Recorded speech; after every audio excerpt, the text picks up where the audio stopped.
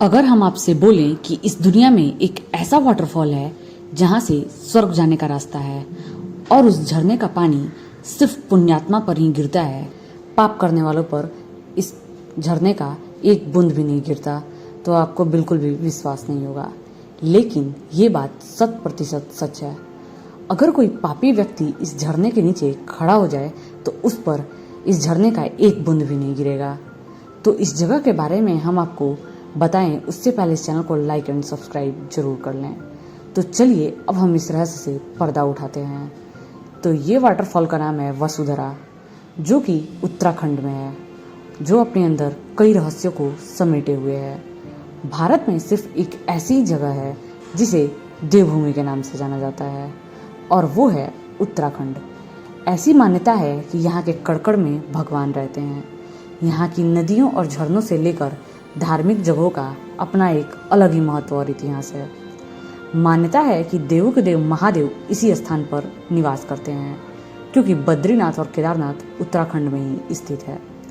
कहते हैं कि यहाँ की भूमि इतनी पवित्र है कि पांडवों से लेकर कई बड़े राजाओं ने यहाँ पर तप किया था, और इस पवित्र उत्तराखंड की भूमि पर यह झरना है जिसका पानी को कोई पापी व्यक्ति हाथ नहीं लगा सकता। चमोली जिले के बद्रीनाथ में मौजूद इस झरने के बारे में कहा जाता है कि इसका पानी पापी व्यक्तियों के तन पर पड़ते ही गिरना बंद कर देता है। तो चलिए आपको इस झरने के बारे में हम विस्तार से बताते हैं। बद्रीनाथ से 8 किलोमीटर और भारत के आखिरी गांव माड़ा से कुछ 5 किलोमीटर दूरी ये झरना स्थित है। समुद्र तल से करीब 13,500 ऊंचा यह झरना वसुधरा के नाम से जाना जाता है। झरने का उल्लेख शास्त्रों में भी किया गया है।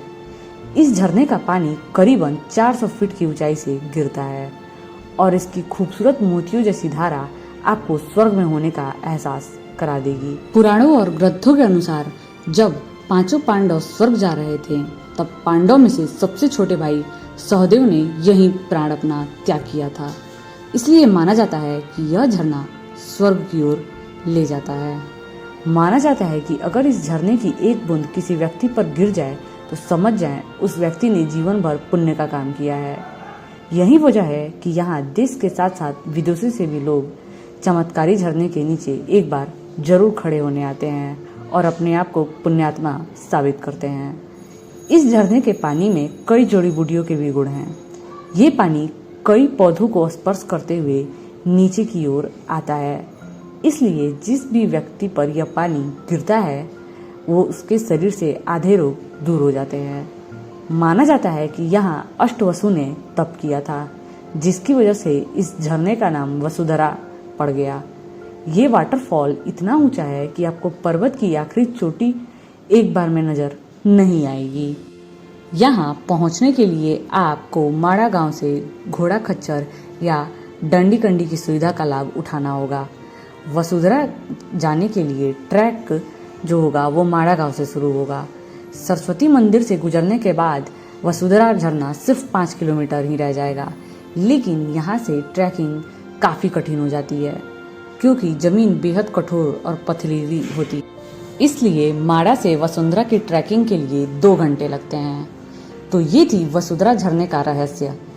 तो ऐसे ही और भी रहस्यों से भरी हम आपको सच्ची कहानियों से रूबरू कराएंगे। तो जल्दी जल्दी इस चैनल को लाइक एंड सब्सक्राइब जरूर कर लें और बेल आइकन